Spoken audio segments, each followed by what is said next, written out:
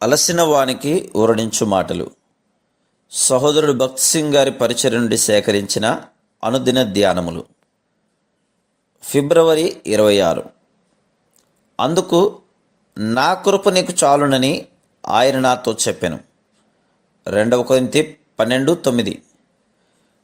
నీ జీవితంలోని ముళ్ళు ఏదైనానో దాన్ని ప్రభువు నుండి స్వీకరించుము. ఆయన ఆ ముళ్ళు ఉండుటకు అనుమతించును. నిన్ను విశ్వాసంలో బలపరచుటకు, నీకు అత్యధికమైన కృపనిచ్చుటకు అది దేవుని మార్గం. పౌలు చాలా బలముగానైనని నీవు తలంచవచ్చును, కానీ అతడు తాను ఎంత బలహీనుడో నేర్చుకున్నాను. అతడు కృపను గురించి నేర్చుకున్నప్పుడే తన బలహీనతను గురించి పూర్తిగా ఎరగగలిగాను. 2 కొరింథీ 12:10లో అతడు నేనెప్పుడు బలహీనుడినో అప్పుడే బలవంతుడును అని చెప్తున్నాడు. మనలను బలహీనపరచుటకు దేవుడు ముళ్ళును పంపును. మన బలహీనతను మనం చూచుటకు గాను ఆయన ముళ్ళును అనుమతించును. మరియు దాని ద్వారా దేవుడు మనల్ని బలవంతులనుగా చేయును. దేనినైతే నువ్వు భరించలేని ముళ్ళు అని చెప్పుదువో అది నిన్ను నిత్యత్వమునకు ఆత్మీయముగా బలముగా ఉంచును. నీవు నీ ముళ్ళును గురించి తలంచుచు, ఎందుకు ఆ పురుషుడు లేక ఆ స్త్రీ నన్ను గురించి ఇలాగున మాట్లాడవలను అనేదవు. నీ హృదయంలో అనేక చేదైన వ్రేళ్ళు పాతుకొని పోయి ఉంటను కనుగొందువు. అప్పుడు నీవు కోపము, ద్వేషమునకు స్థలమిచ్చదు. అది ప్రార్థన, దేవుని వాక్యము కొరకైన నీ భారమును తీసివేయును. మరియు నీవు నీ సంతోషము, సమాధానమును పోగొట్టుకునేదవు.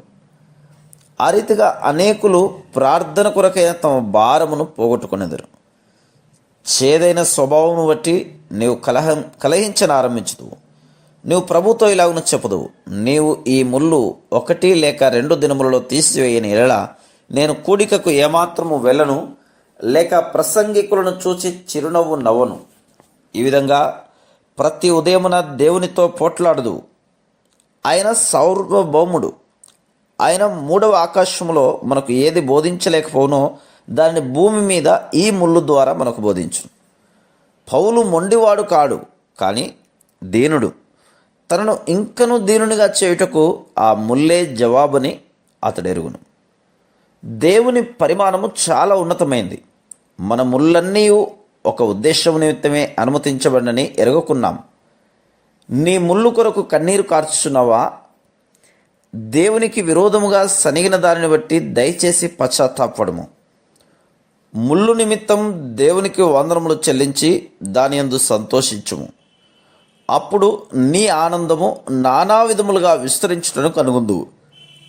అప్పటి నుండి నీ సాక్ష్యము శక్తివంతముగా ఉండును, మరియు దేవుని శక్తి నీలోనికి వచ్చుటను కనుగొందువు. మనము కృప నుండి అధిక కృపను, బలము నుండి అధిక బలమును పొందుటకుగాను ఈ ముళ్ళు అనుమతించబడును. పిమ్మట దేవుడు మనలను తన సంపూర్ణతలోనికి తెచ్చును. ఇప్పుడు ఎలాగున కృప మరియు సత్యము కలిసి వెళ్ళునో, కృప మరియు సమాధానము కలిసి వెళ్ళునో, కృప మరియు మహిమ కలిసి వెళ్ళునో చూడుము. అదేవిధంగా కృప మరియు శక్తి కలిసి వెళ్ళును. మరియు దేవుని కృప ద్వారానే దేవుని మహిమను చూడగలము. దేవుని కృప ద్వారానే దేవుని సత్యమును కలిగి ఉందుము. దేవుని కృప ద్వారానే ఆయనను సేవించుదుము.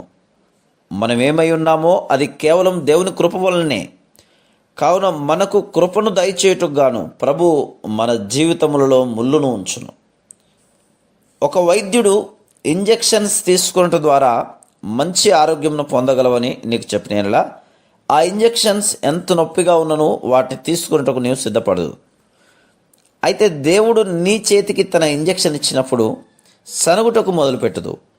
ఇది చాలా నొప్పిగా ఉన్నది, దయచేసి ఆపము అని చెప్పదు. దేవుని ముళ్ళు దేవుని ఇంజెక్షన్గా ఉంది. అది మనలోనికి కృపను తెచ్చుటకు మనలోనికి పొడవబడును.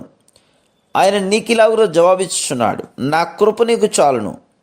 మరియు నీ ముళ్ళు ఏదైనను, అది ఎంత నొప్పికరమైనను, నా కృప అను ఈ 2 మాటలలో జవాబును కనుగొందువు. నీ విషయం వేరు అని తలంచుకుము. మనకందరికీ వివిధ రకములైన నొప్పి కలదు, కానీ పరిష్కారం ఒకటే, అది దేవుని కృపయే. నా కృప నీకు చాలును అని ఆయన చెప్పుచున్నాడు. 2 కొరింథీ 12:9. Praise the lord.